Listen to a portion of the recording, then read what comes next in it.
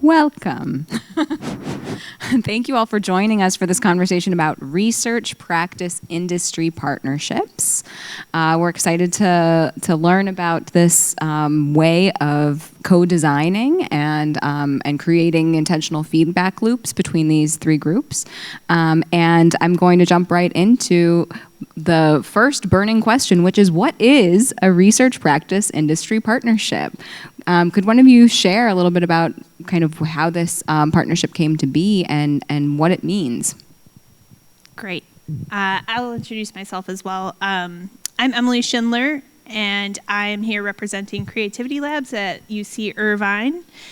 A research practice partnership is a long and storied area of research in the learning sciences, which is sort of the academic wing of educational technology. That's the place where people are really thinking about what we make and why we make it academically.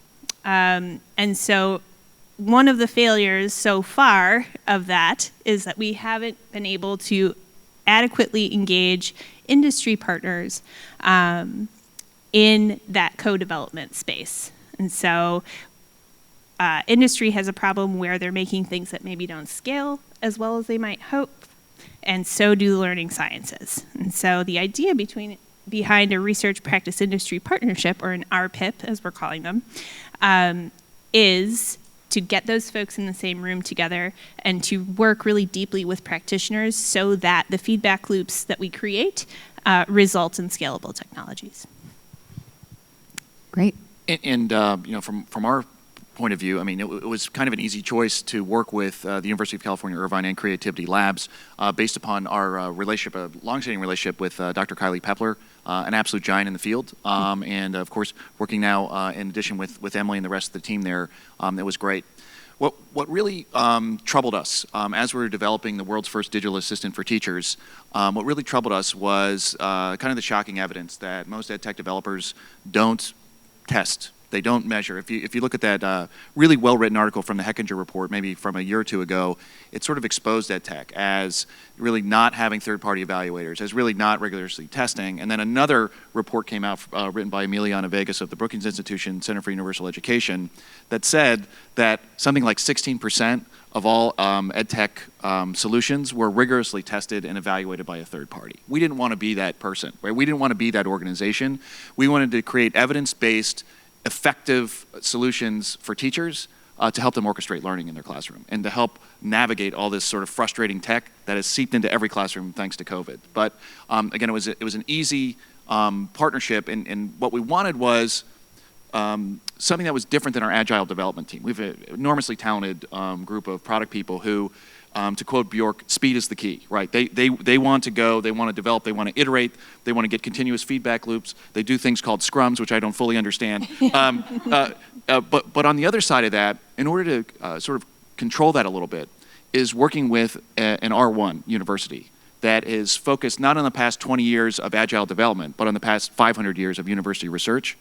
And it's astonishing that not only is this research done and conducted with a trusted third party who's an R1, but also done under the IRB of the University of California system. So we want to do something different. We want to do it the right way, and we wanted to make sure that we serve teachers with evidence and not teachers with what we thought might help them in the classroom. We wanted to prove it. And so that's the second leg of the stool, which is UCI. So we have the private sector, and then of course we have, and I mentioned this earlier, I'm a super fan of Digital Promise. I have been for a decade, and we wanted to figure out how do we make Everett Rogers really, really happy, right? And that's how do we speed the diffusion of innovations throughout a network of schools, both U.S. and globally? And the best way to do that is through, one of my favorite NGOs in the world, Digital Promise. So we have the rigor, we have the agile development, and then we have a way to communicate what we've learned throughout education. That's wonderful. And the piece that I'm still curious a little bit to learn a little bit more about is the practice piece. So Adrian, tell us what this was like from the perspective of a classroom. Yeah, it was really, first of all, it made sense only because of the nature of what was happening last year in the classroom. We were on ground fully for the entire time. We were there 5 days a week. The kids were there. We were in a hybrid environment. So there's never really a good time to actually kind of pilot anything brand new in the classroom, but if we don't do it, then the innovation is not going to happen. So I thought this would be a fantastic way to, be part of something in working with Merlyn.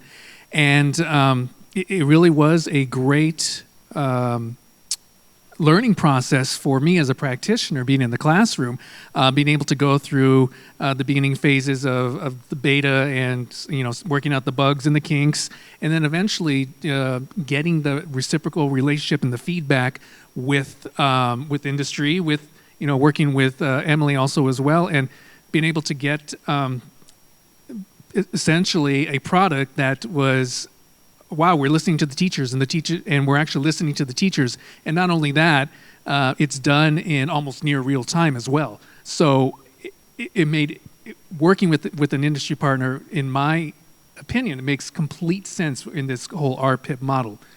You're essentially adding another layer, but that layer is so crucial, particularly for the teachers in the classroom, because as many teachers probably know, it's so nuanced. It's not just about content. It's not just about pedagogy. It's something as simple as having the students come in and sit down. It's taking attendance. How about lunch count for the day? Those are the things that really teachers have to deal with on a daily basis. And working with something like AI and Merlyn, I can see some of the advantages in where it can help take away some of those filler time and give us more opportunities to actually engage in more content. Yeah, you're hinting at what Merlyn Mind actually is, and I'd love to just learn a little bit more about what is this product that you were using this model with to evolve and co-design. So at Merlyn Mind, we've built the first digital assistant, AI digital assistant for teachers. And unlike a lot of other sort of AI solutions, our goal is not to replace teachers. It's to provide a powerful system of supports and affordances to assist them in classroom orchestration, right? To assist them in instructional innovation, and to really unlock the utility of all of the technology investments, whether that's software, hardware, everything else, inside the classroom, and really meet them where they're at. Teachers told us they didn't need another app. What teachers told us is that they need to have control over all that technology in the classroom while managing their classroom, while trying to teach, while creating personalized learning plans. So we want to give them time back. We want to mitigate demoralization and frustration related to everything that a teacher has to deal with. And we want to give them powerful support. So the way that we do that is that we've created this, let's say, ambient computing layer within every classroom by installing a hybrid AI appliance that is equipped with far-field microphones, that's equipped with a bespoke AI processor that's in the device, but it's also connected to the teacher's laptop. So all the content she's used for years, or he, sorry, can be used effectively and with AI, right? So we're just at the beginning of the road here, but I think what we've come up with the hundreds of pilot schools, or the 110 pilot schools, has been really unlocking efficiency for teachers and really making them feel supported by, again, surfacing utility within technology that's already in the classroom. This sounds like something that you had the wheels in motion for before COVID. Well, the primary cog in the wheel of motion is sitting in the front row. Satya Nidda, PhD, founded the company. He had worked for years at leading the IBM Watson for Education lab at IBM Research, and for years they tried to develop these intelligent tutoring systems to really, how do we create a machine that can teach, right? And he found out that it's impossible, right? There's no substitute for a human teacher. If you look at the OECD's list of what jobs are going to be automated, at the bottom of that list, at the very bottom, the last one is a teacher, a human teacher, that has to have social emotional learning, that has to understand, this super dynamic environment that's known as a classroom with all these human students in it. And so instead of trying to create this machine teacher, what he and his co-founders stumbled upon was, wow, through natural language processing, through creating a digital assistant that was contextual just for the classroom, just for the teacher, we can really improve teacher quality. We can really improve what the job of a teacher is, and by not telling them what to do, but by having them retain agency. And then the downstream effects are very powerful. We know that teacher quality is highly correlated with student outcomes, with graduation rates, with keeping teachers in the profession. And so it's a new take on how AI can influence education and can improve education. but all the credit goes to the man in the front row. He's also my boss and sets my salary, and he's very, very, very handsome. Very handsome. So did anything about your approach have to change in the COVID context in terms of how you thought about an RPIP? I think Emily's the best one to answer that one. You can tell. So, yeah, I mean, I came aboard in June of 2020. And, you know, this was my first charge at Creativity Labs. This, you know, my boss, Dr. Kylie Pepler, not here, but in case recorded, also very lovely and attractive, said, okay, here's your first job. We have an AI assistant that teachers have not used all that much yet, number one. Number two, it needs to be placed in in-person classrooms, and we're going to do it in September of 2020. Go. And I needed a pause for a moment, but we did it.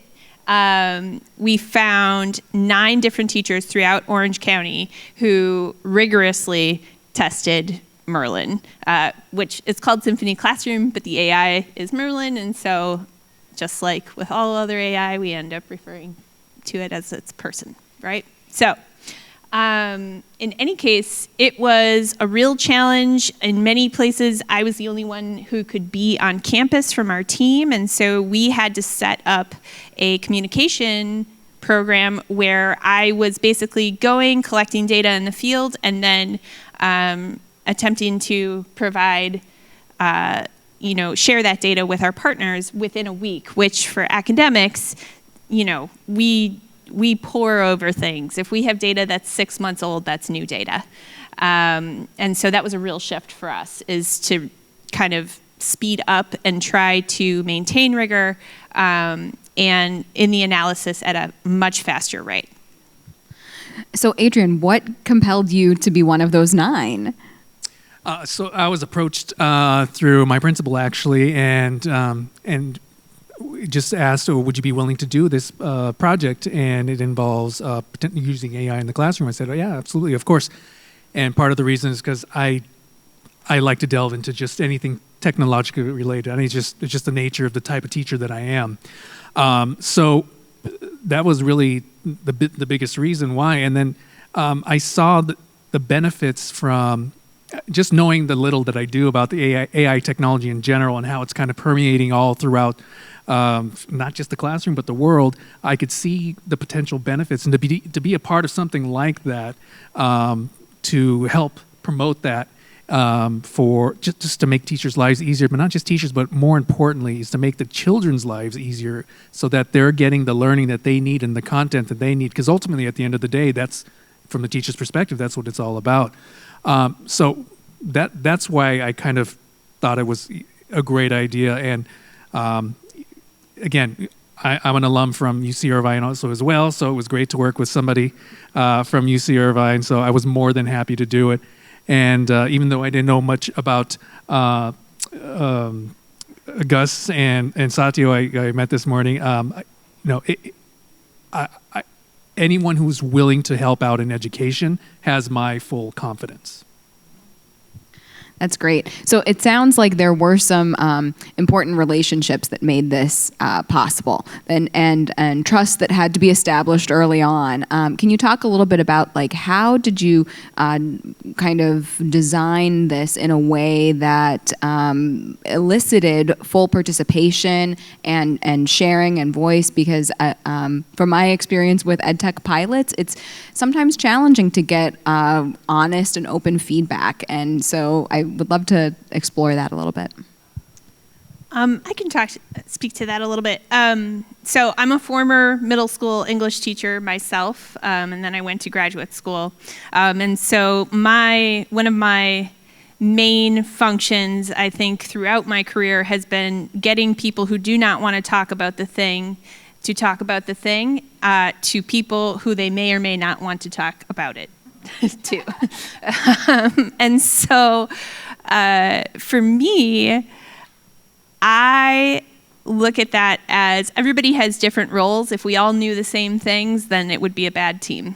right? We all need to have different expertise in order to create what in research we call a trading zone, where we are all bringing our attendant expertise to solve a problem that affects all of us. And so with that frame, it helped us to set the tone, I think, for our partnership, that we don't all need to agree. We don't all need to have the same objectives in the near term, as long as we have that shared vision that we are all working towards. And, you know, in that way, like, the pandemic kind of helped a little bit, not to silver lining it, because, you know, it's been awful, but it did help us to put our best face forward, because there was a huge problem that we were all facing collectively.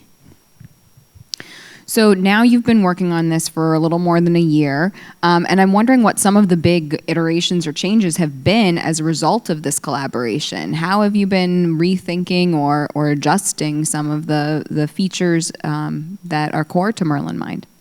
Great question, and the best feedback that we've had came from, wait for it, teachers who are actually using this in the classroom. And again, our pilots were mostly in 2 locations, right? The United States and the United Kingdom, and we've received just extremely valuable feedback. Some of it is, you know, validated what we thought, that the basics of, you know, setting timers and being able to, you know, change classroom AV was very, very valuable and save time. Like, yes, that's it. But I would say by far the most interesting thing is that we thought, as a development team and even early advisors, and I'd like to thank the entire learning sciences community for listening to us and engaging. I mean, the amount of citations of the people that we've talked to over the last 2 years is absolutely amazing. Like, it's mine. I have to pinch myself. So thank you, learning sciences community.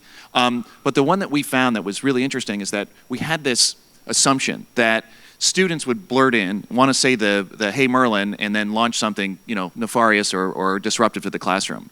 And so there was a lot of technology discussions about, hey, we want to free the teacher from the front of the classroom. We want to untether the teacher from her computer so that she can move around the classroom. Teacher movement, very, very important. We know that from the literature. But there was still this sort of nagging anxiety about students invoking the wake word, or students doing just bad stuff, right, being disruptive. The opposite happened. And this whole, like, new emerging area of teachers and students co-orchestrating learning in the classroom using a digital assistant, it's never been done before. And we're seeing this unfold, and it really was a full credit to the teachers for doing this and being brave enough to do it. You know, we have an excellent partner school, a district here in California called Valverde Independent School District, and the IT director there, an amazing man, sent us a video from a classroom, and the teacher, and this is maybe the 4th week of the pilot, and the teacher's walking around teaching American Sign Language, but forgot how to say thank you with American Sign Language. And this is like one of these, like, you know, blurry cam videos. Anyway, the teacher says, okay, class, what do we do? Who can we ask? And in unison, they shout, Merlyn.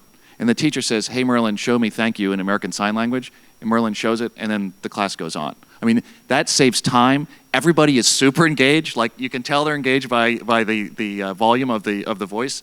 And the students are working with the teacher, with the AI assistant, to orchestrate classroom in a way that really democratizes the entire classroom, right? It really is quite amazing. And the credit for that innovation goes to teachers. And that's why, you know, having the teachers and then grounding all of the methodology, grounding the RQs, grounding those in academic literature, we wouldn't have been able to do that without UCI. So it really is this sort of 3-legged horse. And of course, you know, I can't believe we haven't mentioned him already, but one of the greatest minds in the world on classroom orchestration is Jeremy Rochelle, who happens to work for Digital Promise as well and advises on the project. So it's just all these great minds coming together, working with great teachers to, you know, break through the next set of features and really guiding our development and guiding our agile developers. So very, very exciting. That's wonderful. Adrian, did you have any experiences like that with students engaging with the AI? Just to Jeremy's point, no. I mean, they really did respect the idea that that there was this product in the classroom and that it's something that could benefit their learning. And I really think they saw that as it's a way in which, hey, there's something else in this classroom that is going to help me learn. I'm not going to disrupt it as they wouldn't disrupt me most of the time. But so Merlyn earned their respect, so to speak. So I really didn't run into any problems whatsoever in that case. Yeah. So I want to talk more about the research practice industry partnership as kind of an idea, and I am wondering whether there are any kind of hiccups you ran into or ideas you have for how you would approach this in the future. If you could kind of start over and have the knowledge that you have now. Yeah, I mean, I really had to learn a lot about shaping research for an audience who will use it. I think that is something that I'm theoretically committed to, but the actual practice of it is difficult. It's, like differentiating within the classroom. You have to really pitch the ball where people can hit it.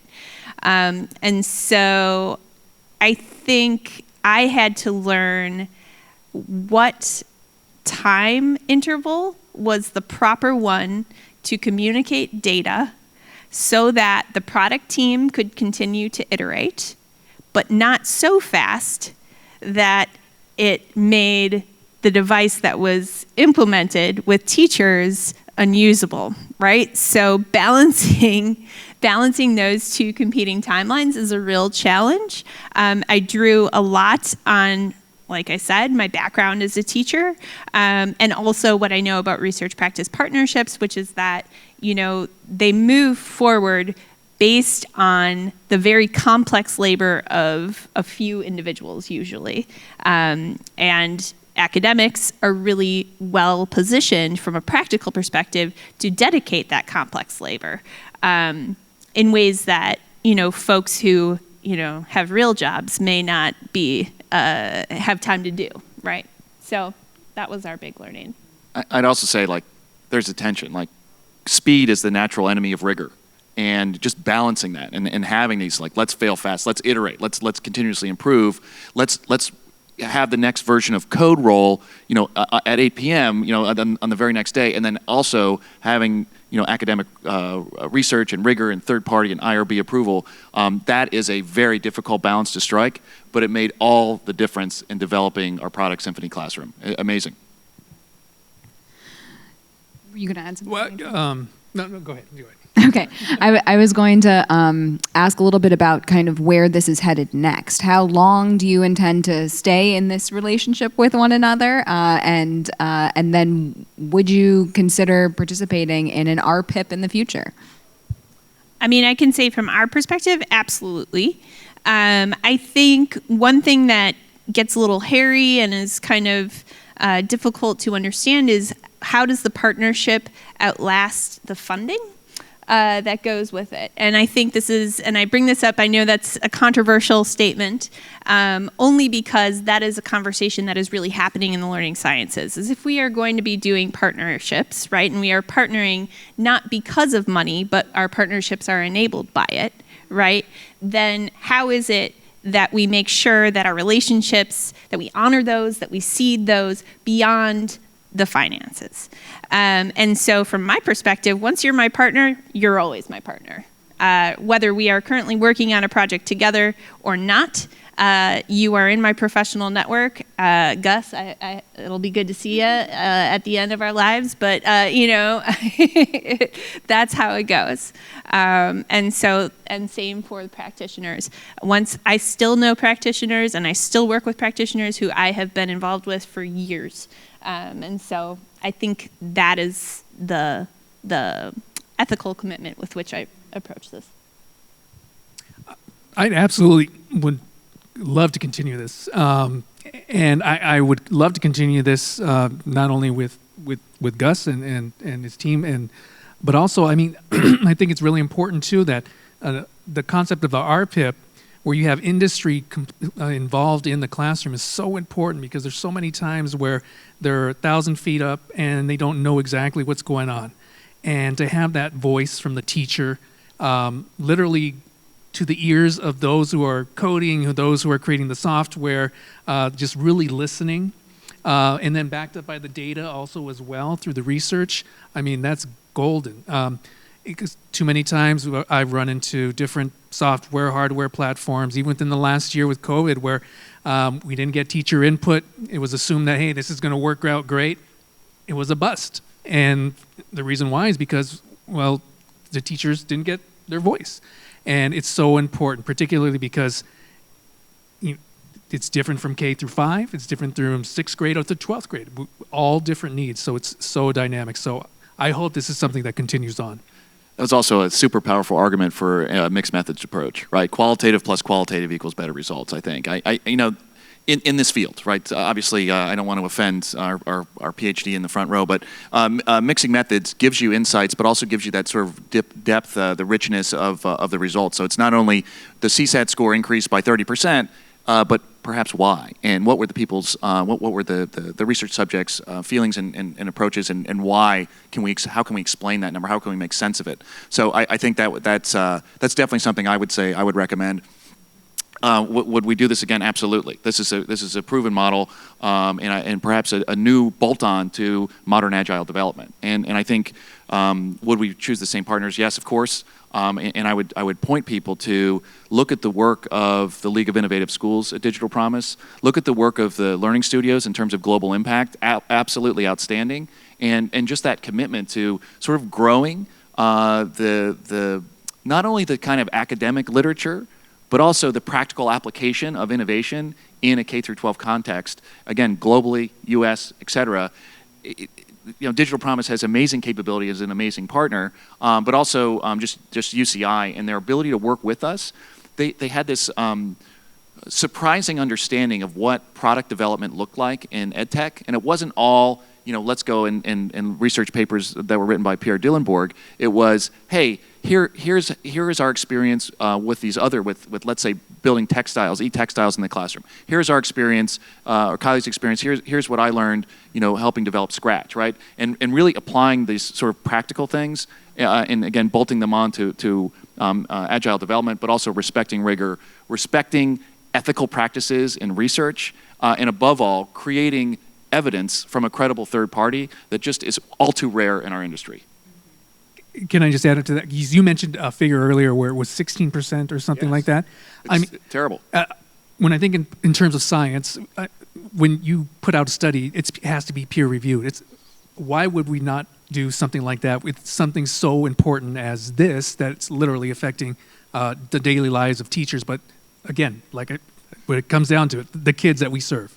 Yeah, and I trigger alert. I'm going to quote Ezra Pound. The one thing that has always set with me throughout the years is the quote. Seek ever to stand in the hard Sophoclean light and take your wounds from it gladly. If you're not willing to do that, your product isn't ready for the classroom.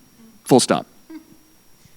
And I can just echo that as both the researcher collecting the data on this project, and then also my experience as a middle school teacher.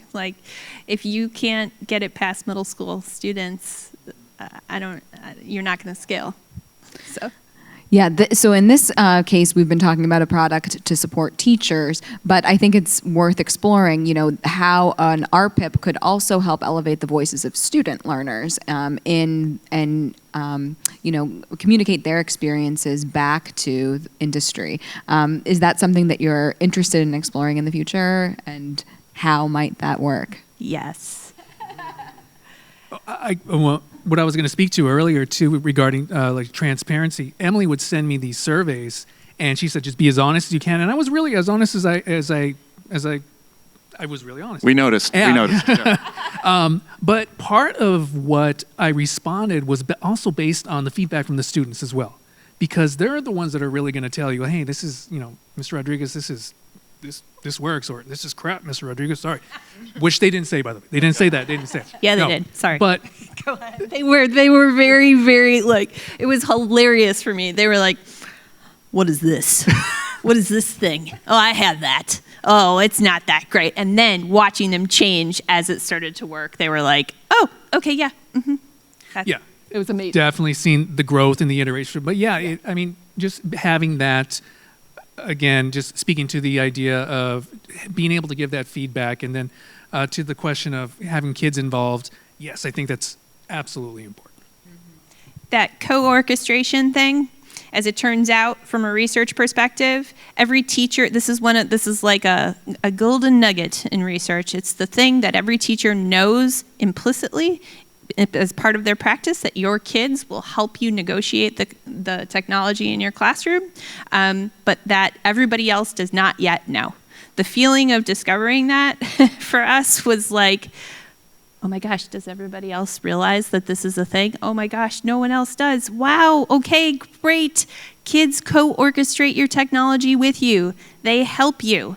And until this point, we have not had a device that allowed us to see that. That is the major research affordance for me, is to say, like, okay, now we can understand a process that has been taking place in every classroom with tools since, forever, and that teachers have to manage, but that no one talks about. This is amazing. Yeah, well, that's a great place to kind of start to wrap up in sharing kind of what your aha moments were and what you really want the audience here to know about research practice industry partnerships. The co-orchestration is pretty cool.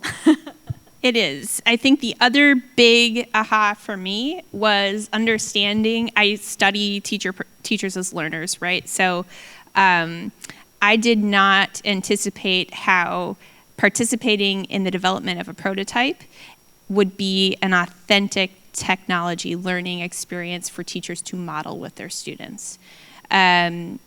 What we saw, because, and I hope I'm not speaking out of turn, but it was a prototype, it had bugs. So when the teacher encountered those bugs and persisted through them, they did exactly what we are asking students to do or trying to cultivate with students by telling them. But until what we know about teaching is that the most powerful teaching is modeling. And so if we don't put teachers in a situation where they experience failure authentically, where they experience risk-taking authentically, then how are we able to actually encourage that for students? And so I got to watch teachers like Adrian do that. And not only that, but in the hardest time to be a teacher in American history. And so it was, personally very powerful and also transformative for their students, I think. That's so powerful what you said.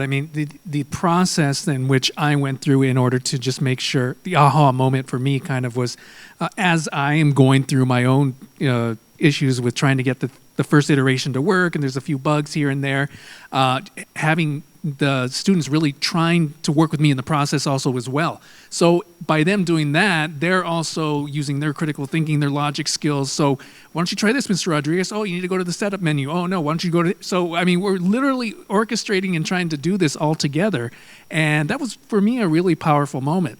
And just as an anecdote, and we've talked about this a couple of times, and Satya, Gus, maybe you should think about if you want to, change... maybe not change, but give Merlyn a little bit of a twist. One of the my students in class, she actually mispronounced it, but called it Merlyn, and so let's give it a little bit more feminine twist. So I don't know, maybe there could be two different options, a Merlyn and a Merlyn. So anyway, that was my big takeaway, and it was great. More valuable feedback from our teaching community. Thank you. It just keeps coming. The two takeaways for me, clearly, just a message to the ed tech community: test and measure. And make sure that you create an evidence base that the intervention is going to be effective. Like, full stop. Why isn't that happening more often? Ideally with a randomized control trial, but if you don't have enough subjects, do it however, bite and scratch to get evidence, right? And do that with a trusted third-party evaluator, ideally an R1, ideally through an IRB. Like that, first of all, that's lesson one. Lesson two is that teachers are heroes. Teachers, as persistence is a great word that was used by Emily, but the teachers who have stepped forward, who volunteered to help and participate in this iterative, half agile development, half university research project, have been just exceptional to work with. And it's this common DNA across international borders of teachers who want to do the right thing, who want to make sure that their students not only are engaged but also learn, and so that they're moving the ball forward. Right? It's not there's so few complaints and so many ideas. Being a teacher is extremely special, and we see them as heroes. And that I already knew that, but to see it on full display has really been one of the greatest gifts of working at Merlyn Mind. That's wonderful. So where can people go to learn more? When do you expect to be, maybe publishing some of this and sharing it more broadly? Well, you can go to www.merlyn.org, MERLYN.org, to learn more about Merlyn, the digital assistant for teachers in Symphony Classroom, our AI converged appliance for the classroom. I would give you a price, but that would be a step too far. And as far as publishing, we are still adapting our academic timeline. So I would just like to say, I only collected this data in January. I'm trying to get it out as fast as I can. But we hope to have submissions this fall, which means it'll be out in the world probably, well, academic publishing has also slowed down, hopefully next spring. And my book, Merlyn and Me, a Saga, will be available on Amazon starting next week. Thank you all so much for this conversation and for sharing your experience, and looking forward to seeing more of these RPIPs in the future. Thank you again.